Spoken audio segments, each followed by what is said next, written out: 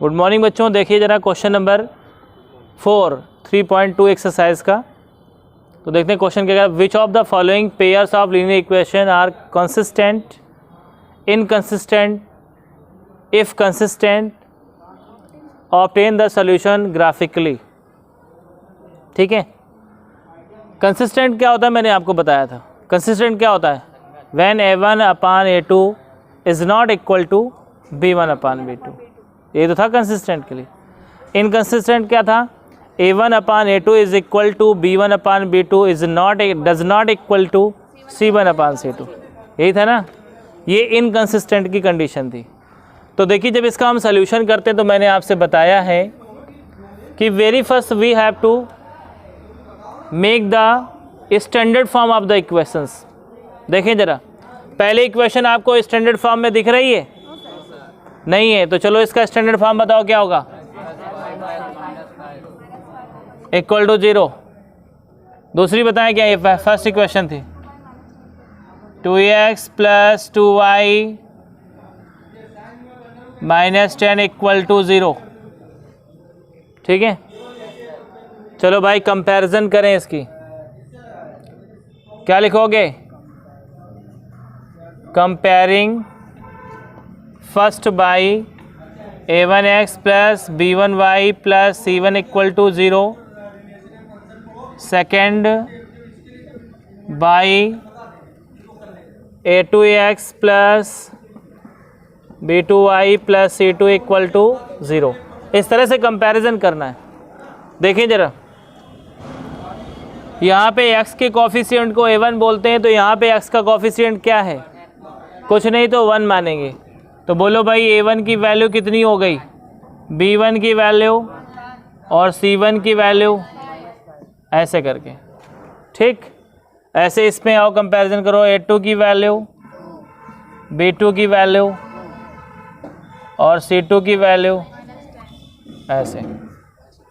ठीक है, अब क्या निकालना है? a1/a2 इक्वल टू a1 की वैल्यू कितनी 1, a2 की वैल्यू कितनी 2, रेशियो क्या आ गया? अब इसके बाद निकालेंगे b1/1/2, दोनों सेम आ गए। तो आपको अब c1/c2 निकालना है। c1/c2 इक्वल टू -5/-10, 1/2 आ गया। कितना आ गया? अब देखें जरा सभी लोग, ये तीनों रेशियो इक्वल आ रहे हैं। बताएं लाइनें कैसी हैं? ना तो कंसिस्टेंट है ना ही इनकंसिस्टेंट है। आपको मैंने पहले बताया था कि जब तीनों इक्वल आ जाएं तो डिपेंडेंट लाइंस होती हैं। कैसी होती हैं? तो लिखेंगे as a1/a2 equal to b1/b2 is equal to c1/c2। That's why lines are कैसी? डिपेंडेंट। मतलब दोनों लाइनें एक ही लाइन को रिप्रेजेंट कर रही हैं। ठीक है ना, दोनों लाइनें क्या कर रही हैं? एक लाइन के ऊपर ही दूसरी लाइन जा रही है, तो इसलिए कैसी हो गई है? डिपेंडेंट। तो क्या इसको सॉल्व करने की जरूरत है? इनफाइनाइट मैनी सोल्यूशन होंगे यहाँ पे, तो ग्राफिकली दिखाने की कोई ज़रूरत नहीं है। ठीक है, जब आपका केवल एक सोल्यूशन आए, यूनिक सोल्यूशन, तभी आप दिखाना। बात समझ में आ रही कि नहीं आ रही? आगे बढ़ते हैं। क्वेश्चन नंबर इसी का सेकंड देखते हैं। इक्वेशन बदल देते हैं, बाकी सब कुछ ऐसे ही रखेंगे। देखो भाई, पहली अब दूसरे क्वेश्चन में इसी के चलते हैं और बताएं इसका स्टैंडर्ड फॉर्म क्या होगा। x - y - 8 equal to 0। दूसरी वाली बताएं 3x - 3y - 16 इक्वल टू 0। बोलो, आ रहा है समझ में? अब ज़रा गौर करो, यहाँ पे a1 की वैल्यू, b1 की वैल्यू -1, c1 की वैल्यू, a2 की वैल्यू, b2 की वैल्यू, A2 की वैल्यू +3, ये -3 हो जाएगा। C2 की वैल्यू -16। ध्यान दें जरा। अब क्या निकालेंगे यहाँ पे, A1/A2 इक्वल टू A1 की वैल्यू 1, A2 की वैल्यू 8 है, नहीं 3 है। ऐसे B1/B2 की वैल्यू निकालें, B1 की वैल्यू 1, वो भी माइनस का, और B2 की वैल्यू -3, माइनस कट गया, क्या आ गया। इसके बाद C1/C2 निकालते हैं। C1/C2 इक्वल टू, जब ये दोनों इक्वल आ जाए तभी C1/C2 निकालते हैं।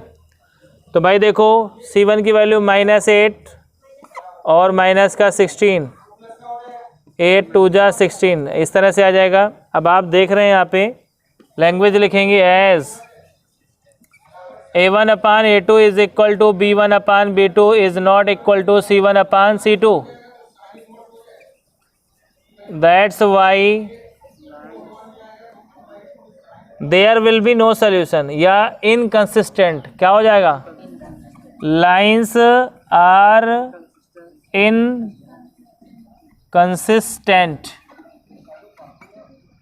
ठीक बच्चों, लाइन कैसी है, कंसिस्टेंट, इनकंसिस्टेंट हो गई, तो इस वजह से इसको सॉल्व करने की ज़रूरत नहीं है।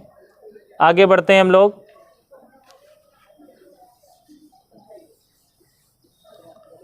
क्वेश्चन नंबर अगले की तरफ बढ़ते हैं।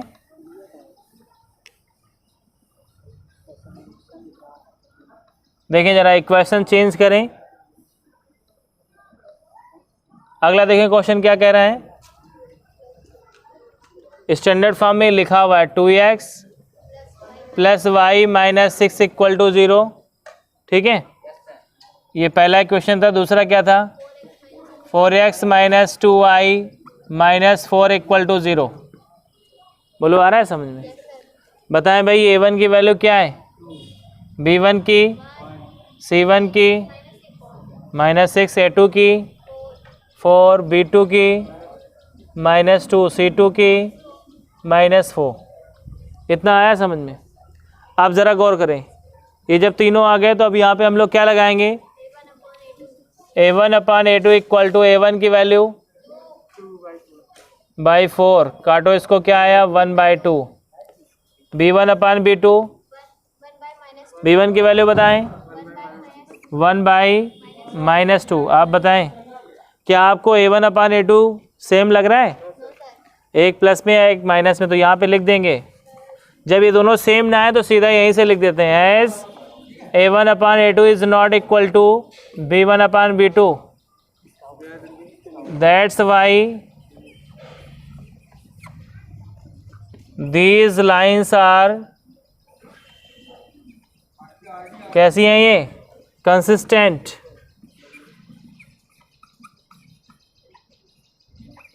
और इसने बोला है कि अगर कंसिस्टेंट हो तो फिर ग्राफ द्वारा इसको सॉल्व करना है।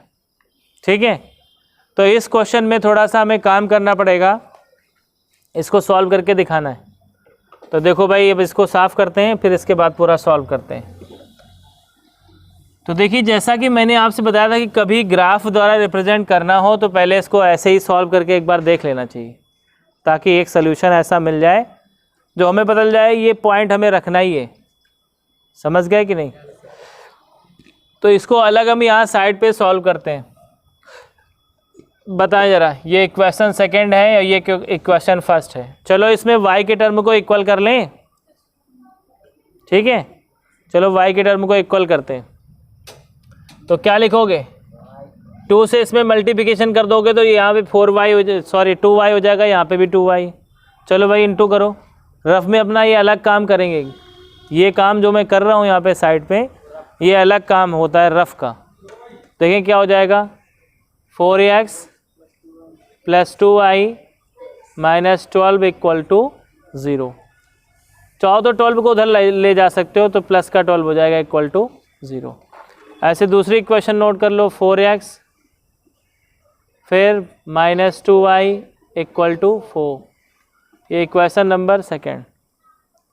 एलिमिनेशन मेथड का यूज़ किया है मैंने यहाँ पे। तो 2y cancel, 8x equal to 16, 8 2 जा 16, x की वैल्यू कितनी आ गई 2।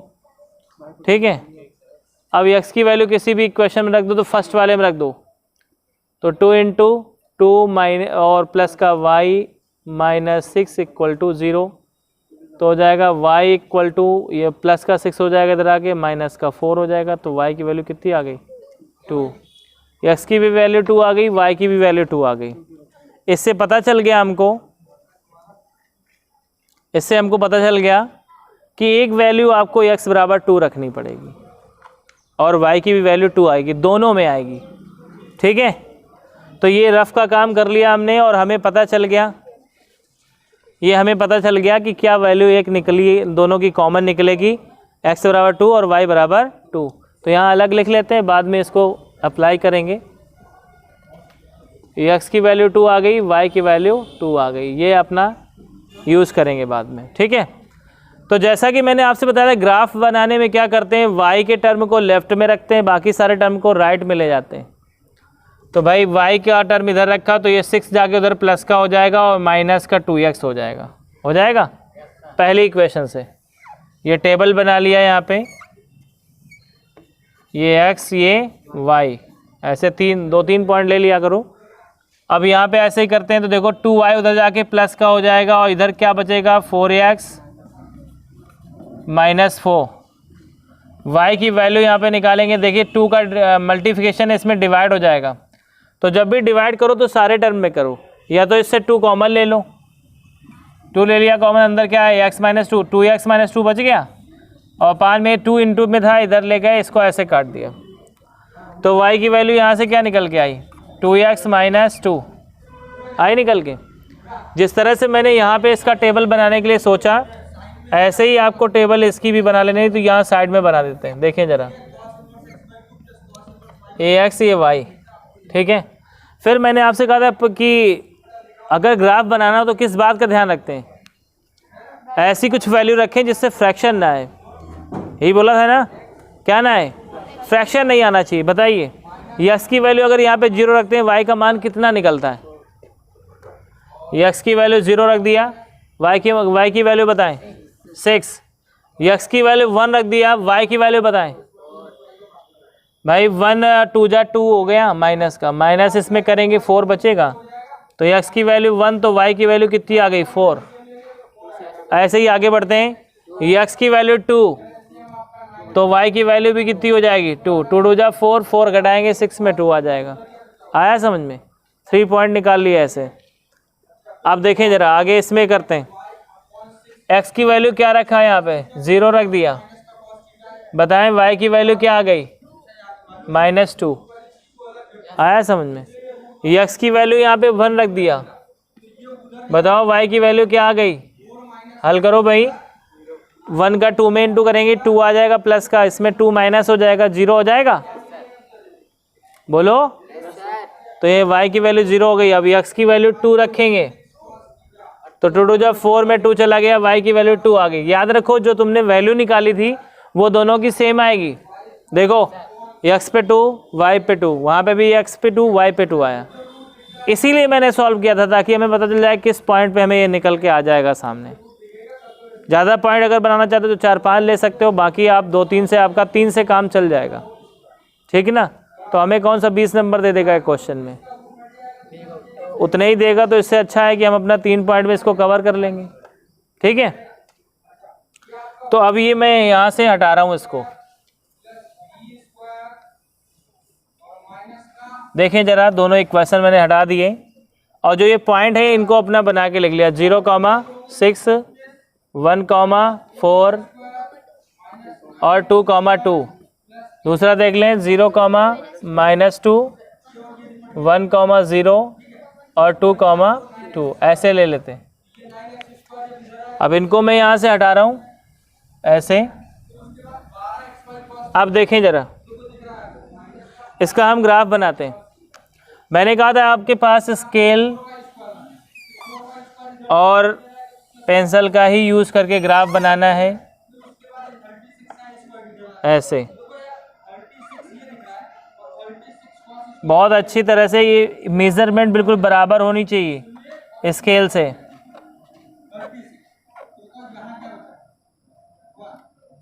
ऐसे इधर देखिए एक्स प्लस का होता है, एक्स डैश माइनस का होता है।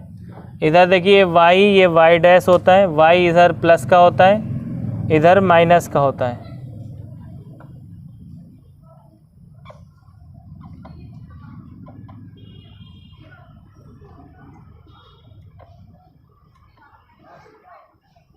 ऐसे देखो -1,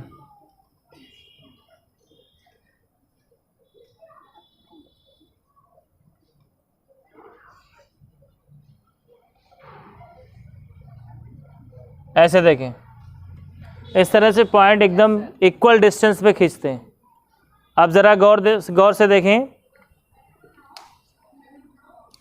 पहला पॉइंट क्या है आपके पास 0,6। देखिए एक्स एक्सिस में चलना नहीं, ये पॉइंट आपको वाई एक्सिस में मिलेगा, वाई एक्सिस की प्लस वाली डायरेक्शन में। 1 2 3 4 5 6 मतलब ये पॉइंट होगा जो 0,6 होगा, ठीक है। इसके बाद दूसरा पॉइंट 1,4, एक्स एक्सिस में 1 चलना है, वाई एक्सिस में 1 2 3 4, तो आपको इसी के सामने आ जाना है बिल्कुल। कितना हो गया ये 1,4। इसके बाद देखें कितना है, एक्स एक्सिस में 2 और वाई एक्सिस में भी 2, तो कुल मिला के यहाँ पे आएंगे कितना हो जाएगा 2,2। जब ऐसे तीनों पॉइंट आ जाएंगे, स्केल रख के आपको इनको सीधे मिलाना है और लंबी सी लाइन खींच देना है, ठीक है। ऐसे खींच देना, दोनों तरफ लाइन में एरो होना चाहिए, ठीक है। ये पहली लाइन हो गई। अब दूसरी वाली खींचते हैं। देखो भाई 0,-2 कहाँ पे है, 0 मतलब चलना ही नहीं एक्स अक्ष में, वाई एक्सिस की माइनस की डायरेक्शन में 2 पॉइंट पे आ रहा है। ये आपका पॉइंट हो गया 0,-2। आगे बढ़ते हैं 1,0, एक्स एक्सिस में 1 और वाई एक्सिस में चलना ही नहीं है, मतलब ये पॉइंट आएगा 1,0। अब देखिए 2,2, तो आपको ये देखो 2,2 एक कॉमन पॉइंट लग रहा है। स्केल रख के लंबी सी लाइन खींच देंगे और लाइन याद रखें एकदम स्ट्रेट लाइन होगी। अगर आपकी लाइन अगर तिरछी हो जाएगी या जिगजैग आएगी तो आप समझ जाना आपका ग्राफ खराब है, ठीक है ना, आपने गलती की। तो इस तरह से देखो दोनों लाइनों ने कहाँ पे आके काटा एक दूसरे को, 2,2 वाले पॉइंट पे काटा, मतलब यही आपका क्या होगा सल्यूशन होगा, यही इंटरसेक्शन पॉइंट जो है आपका सल्यूशन होगा, ठीक बेटा। तो ये क्वेश्चन नंबर इसका 3rd हो गया। और इसी में देखते हैं क्वेश्चन नंबर इसका 4।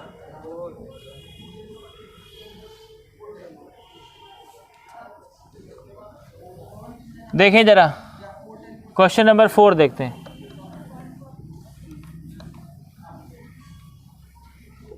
देखिए जरा बेटा सॉल्यूशन देखें जरा, ये स्टैंडर्ड फॉर्म में गिवन है आपको, तो क्या लिखोगे 2x - 2y - 2 = 0, ये इक्वेशन फर्स्ट। इसके बाद देखो 4x - 4y - 5 = 0, ये इक्वेशन नंबर सेकेंड। अब क्या लिखोगे यहाँ पे, comparing by a1x + b1y + c1 = 0, a2x + b2y + c2 = 0।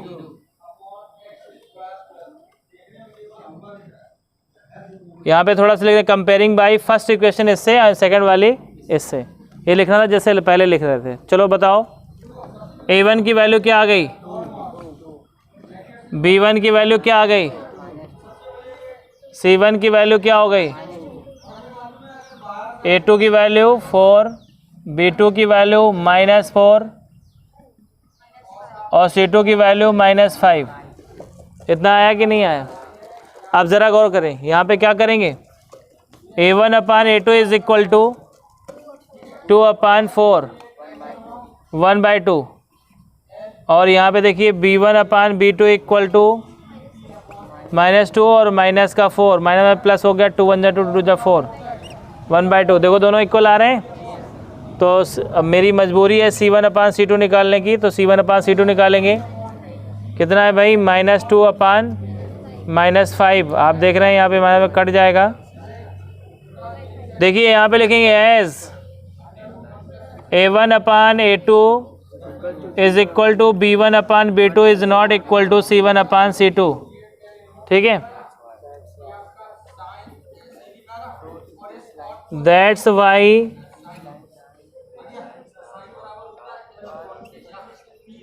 these lines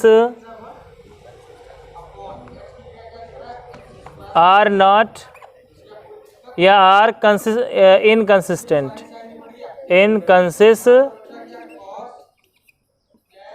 ऐसे लिख देंगे। ठीक बेटा, तो इस तरह से आपका ये क्वेश्चन नंबर, तो देखते हैं बेटा क्वेश्चन नंबर 5।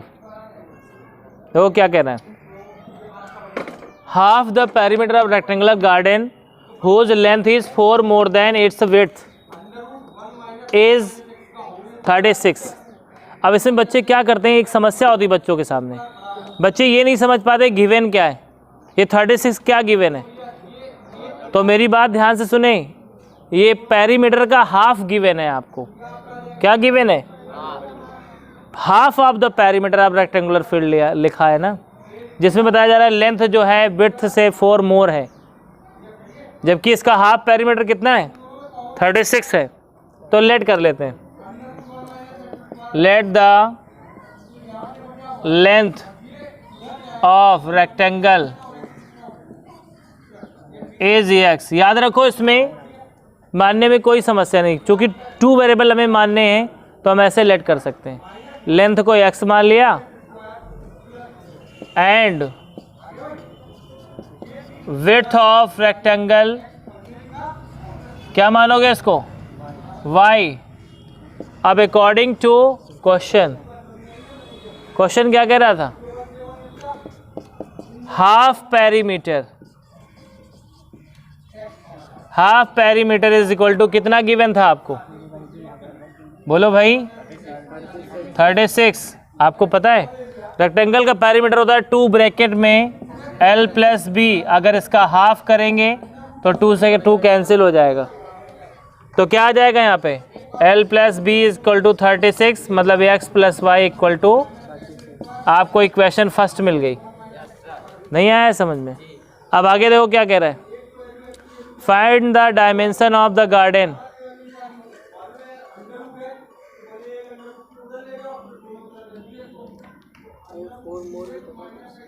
अब देखिए अकॉर्डिंग टू कंडीशन, इधर देखिए कंडीशन क्या कह रही, ये तो बिना कंडीशन के हो गया। ये देखिए अकॉर्डिंग टू सेकंड कंडीशन लिख दो चाहो तो। लेंथ क्या है? लेंथ इज y से 4 मोर है, लेंथ ब्रेड्थ से 4 मोर है। तो हमने आपसे कहा था कि दोनों को इक्वल करना है, तो x ज़्यादा था y से 4, तो अगर y में 4 ऐड कर दें, 4 ऐड कर दें, दोनों इक्वल हो जाएंगे। तो हमने इनको इक्वल कर लिया। तो यहाँ से देखो क्या आएगा, x - y इक्वल टू 4। ये इक्वेशन आपका सेकंड हो गया।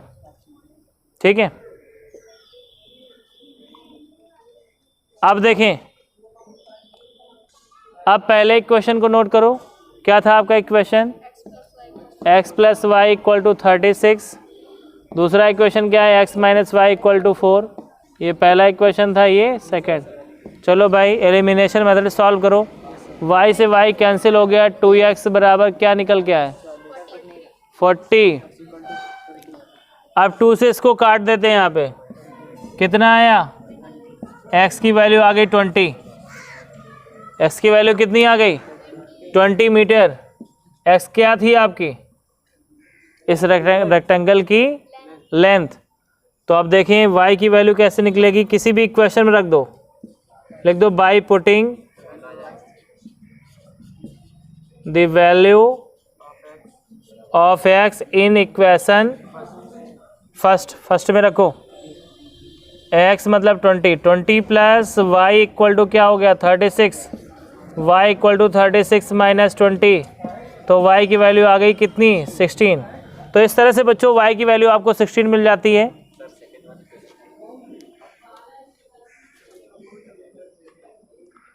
देखिए एक बार दोबारा देख लें सेकेंड इक्वेशन। कह रहा है length is 4 more than width, तो हमने यहाँ लेंथ लिखा, यहाँ विड्थ लिखा, और दोनों के बीच में हमें इक्वल का साइन लाना है। लेंथ 4 मोर है किससे, विड्थ से, बराबर कैसे होंगे, उसमें 4 जोड़ दो, दोनों इक्वल कर लिए। इक्वल करने के बाद y को इधर ले आए, तो x minus y equal to क्या आ गया 4। बाकी ऐसे सॉल्व कर लें, ठीक है। तो आगे देखते हैं क्वेश्चन। देखते हैं बेटा क्वेश्चन नंबर 6 लिखा हुआ है given the linear equation 2x plus 3y minus 8 equal to 0। ये आपको एक लीनियर इक्वेशन दी गई है in two variable such that the geometrical representation of the pair so form is intersecting lines, parallel lines, coincident lines। तो मतलब आपको क्या करना है, another line of equation of line बनाना है। देखिए ज़रा, तो जब इसका सलूशन डालेंगे बहुत ध्यान से इसको समझना, वरना कर नहीं पाओगे। मतलब आपको ये इक्वेशन एक दी गई 2x plus 3y minus 8 equal to 0। आपसे कह रहा है कि इसको देख के ऐसी इक्वेशंस बनाओ जिससे या तो इंटरसेक्टिंग लाइंस हो। अब आप जानते हो इंटरसेक्टिंग लाइंस क्या होती, मतलब a1 upon a2 is not equal to b1 upon b2 निकलना चाहिए, ठीक है, इज़ नॉट इक्वल टू, तो आपका इंटरसेक्टिंग लाइंस हो जाएंगी जो एक पॉइंट पे काटती। अगला है पैरेलल लाइंस, तो आपने ये पढ़ा है कि इसमें क्या होना चाहिए, a1 upon a2 equal to b1 upon b2 होना चाहिए, लेकिन c1 अपान c2 इक्वल नहीं होना चाहिए। बहुत कायदे से समझो, 1 मिनट का क्वेश्चन है, लेकिन अगर आपने दिमाग नहीं लगाया तो देखें ज़रा, तो तीसरी सी कंडीशन हो जाएगी a1 अपान, यहीं पे लिख देते हैं, a1 upon a2 equal to b1 upon b2 is equal to c1 upon c2। इस कंडीशन में कोइंसिडेंट लाइंस होंगी, ठीक है। तो हम लोग इसी को देख के दिमाग लगाते हैं। अपने मन से मैंने एक इक्वेशन लिख दिया 3x plus 5y plus 7 equal to 0। आप कुछ भी लिख सकते हो, बस ये ध्यान रखना कि ये दोनों इक्वल नहीं आने चाहिए। बताओ a1 आपका कितना है, a2 कितना है, तो 2 अपान 3, a1 अपान a2 की वैल्यू आ जाएगी, है ना। b1 अपान b2 की वैल्यू क्या है 3 अपान 5। क्या a1 upon a2 is equal to b1 upon b2 आया, तो बताएं कितने सोल्यूशन होंगे, यूनिक सोल्यूशन होगा, ये वाली कंडीशन हो गई। तो आपका ये आंसर सही है, समझ में आया। ऐसे ही आपको 3 लाइनें बनानी जो इसी से रिलेटेड होनी चाहिए। पहला आंसर समझ में आया कि नहीं। अब सुनिए, हो सकता है आपका आंसर ना मैच करे, क्योंकि आप इसकी जगह और भी तो बना सकते हो। तो वो कैसे बना सकते हो, अब अगर यहाँ पे मैं यहाँ पे 7x लिख देता और यहाँ पे क्या करता 7y लिख देता। अब आप करके देखो रेशियो, a1 अपान a2 करेंगे 2 अपान 7 आएगा, b1 अपान b2 करेंगे क्या आएगा 3 अपान 7। क्या दोनों इक्वल आए, a1 upon a2 is not equal to b1 upon b2, मतलब फिर पहली कंडीशन लग गई। समझ में आ रही बात कि नहीं। तो आप उससे आंसर मैच नहीं करेंगे, ठीक। या ऑप्शनल क्वेश्चन हो तो आप कंपैरिजन करके देख सकते हो, उसमें ऑप्शन में आंसर दिया गया हो तो, है कि नहीं। तो इसमें ऐसे कर देंगे और कुछ नहीं करना इसमें। तो आपको समझ में आ गया। अब आते हैं दूसरी कंडीशन पे। दूसरी कंडीशन क्या है, पैरेलल लाइंस। ऐसा सेट करना है कि इनका रेशियो सेम है। देखना जरा कैसे, मैंने 3x कर दिया, ठीक है, या 3x ना करके हमने कर दिया 4x, यहाँ पे 6y कर दिया और यहाँ पे -9 इक्वल टू 0। ये भी ध्यान रखना है कि अगला रेशियो C1/C2 भी इक्वल नहीं होना चाहिए, है कि नहीं। आओ भाई, A1 की वैल्यू, A2 की वैल्यू, A1/A2 1/2 आ जाएगा, B1/B2 1/2 आ जाएगा। A1/A2 is equal to B1/B2 तो हो गया, लेकिन C1/C2 इसके इक्वल नहीं है, 8/9 आ जाएगा, है ना। तो इस तरह से ये लाइन कैसी आ गई, पैरेलल। कोई समस्या, और भी लाइन इसकी बनाई जा सकती है, कोई आपत्ति नहीं है। समझ में आ रही बात ना।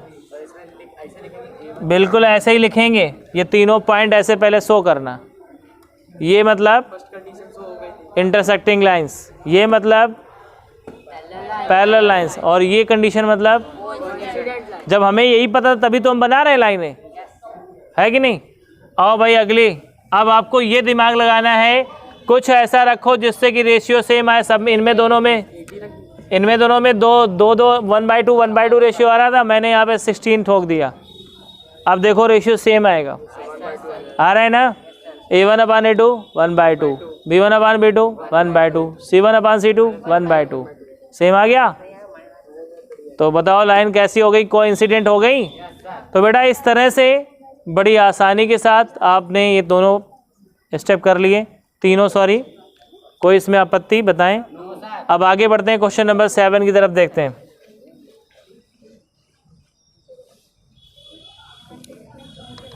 क्वेश्चन नंबर 7 देखो क्या कह रहा है। Draw the graph of the equation x - y + 1 = 0 and 3x + 2y - 12 = 0। दोनों के ग्राफ बनाने हैं आपको। Determine the coordinates of the vertices of triangle form by them these lines and the x-axis and set the triangular region।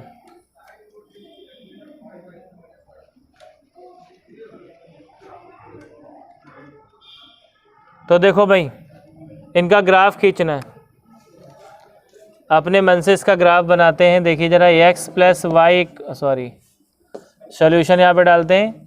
x - y plus का 1 = क्या आ गया, तो y की वैल्यू क्या आ जाएगी, x + 1 आ जाएगा। बोलो भाई, ये x ये y, हम y के टर्म को उधर ले गए और होल ट्रांसफर मान लिया कि ये पूरा सब इधर था और ये इधर था, तो y इधर आ गया प्लस का, वो दोनों उधर प्लस के बने रहे, ऐसे बना लिया। और दूसरी लाइन को देखते हैं। 2y बराबर क्या हो जाएगा, -3x प्लस का 12, तो y की वैल्यू क्या हो जाएगी, -3x प्लस का 12/2। ऐसे इसको चाहो तो अलग अलग भी कर सकते हो, ऐसे। अब यहाँ पे टेबल बना ले, देखें जरा, x की वैल्यू रख रहे हैं यहाँ पे 1, तो y की वैल्यू 2, x की वैल्यू 2, तो y की वैल्यू 3, x की वैल्यू 3, y की वैल्यू 4, ऐसे ही आएगा। अब यहाँ पे x की वैल्यू वो लिखनी है छांट करके आपको, जिससे कि फ्रैक्शन ना बने। तो x की वैल्यू क्या रखें, 2 रख देते हैं। देखो x की वैल्यू जब 2 रखेंगे, 2 3 जा 6, 6 माइनस का था उसमें 2 से डिवाइड करेंगे, -3 आ जाएगा। -3 को 6 में माइनस करेंगे, क्या आएगा, प्लस का 3। x की वैल्यू जब मैंने 2 रखा तो y की वैल्यू में क्या मिल गई, प्लस का 3। x की वैल्यू अब क्या रखेंगे, 4, 4 3 या 12, 12 को 2 से डिवाइड करेंगे, 6 माइनस का, और ये प्लस का 6, 0।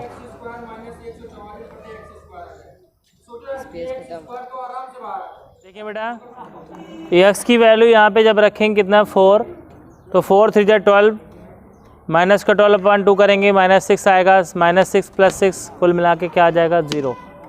ठीक है। अब x की वैल्यू को 2 रखा, 4 रखा, अब क्या रखेंगे, 6, तो 6 3 जा 18, 18 को 2 से डिवाइड करेंगे, 9 आ जाएगा माइनस का, और उसमें 6 माइनस करेंगे तो माइनस का 3 आ जाएगा। इस तरह से दोनों पॉइंट निकाल लिए दोनों के। अब इसका ग्राफ बनाएंगे, ज़रा ध्यान दें।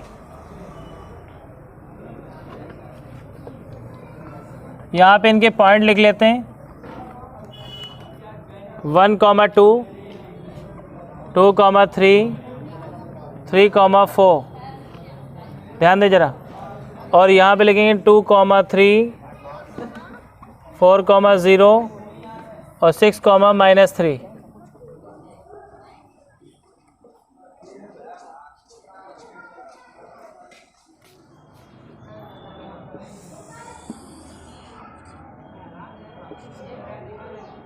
देखिए बेटा सब लोग ग्राफ ध्यान दें, ये इधर x होता है प्लस का, इधर x डैश होता है काहे का, और इधर y होता है इस तरफ प्लस का होता है, और इस तरफ y डैश मतलब माइनस का होता है। 1 2 3 4 5 6 7 8 9 ऐसे इक्वल डिस्टेंस पे रखना।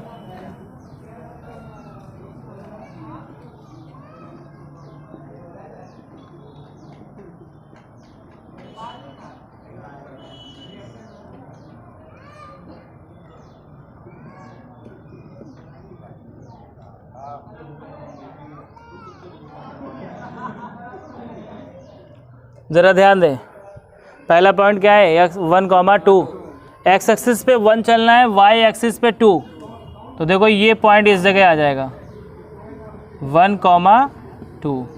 दूसरा कितना है 2,3, एक्स एक्सिस पे 2 चलना है और वाई एक्सिस पे 3,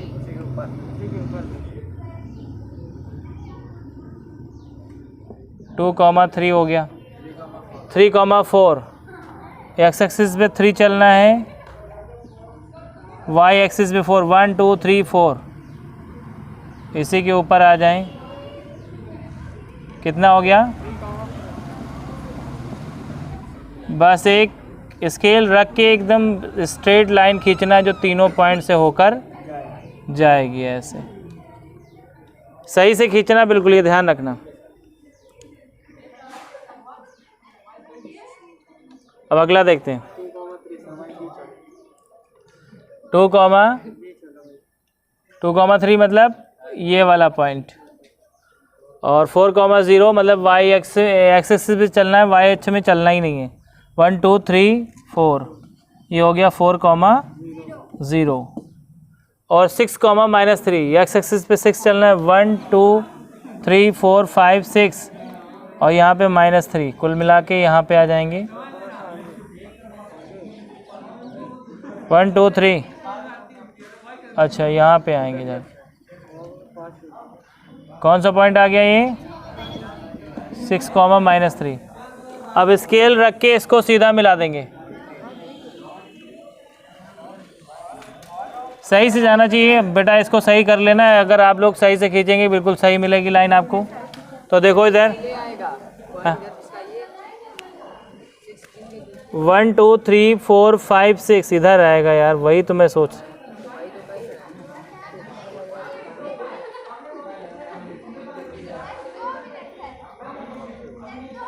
फोर 4,0, तो कुल मिला के यहाँ पे आएगा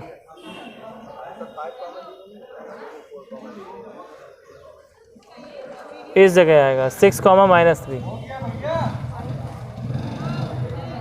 इसको इस तरह से स्केल रख के ऐसे खींच लेना। याद रखो अगर ये तीनों पॉइंट से होकर नहीं पास हो रहा है तो ग्राफ आपका गलत है। तो देखिए इस तरह से बना लेना इसको, ठीक है। अब देखिए तो आपसे क्या कह रहा था, determine coordinates of the vertices of the triangle, triangle के वर्टिसेस के कोऑर्डिनेट निकालना है। तो आपका एक पॉइंट हो जाएगा कितना 2,3, ठीक है, जो कॉमन पॉइंट है। दूसरा क्या हो जाएगा, यहाँ पे देखना, यहाँ पे कुछ आएगा, यहाँ पे कुछ आएगा। अपना स्केल से सही से नापोगे सब कुछ सही मिल जाएगा, देख के आप फिगर से लिख देना, ठीक है।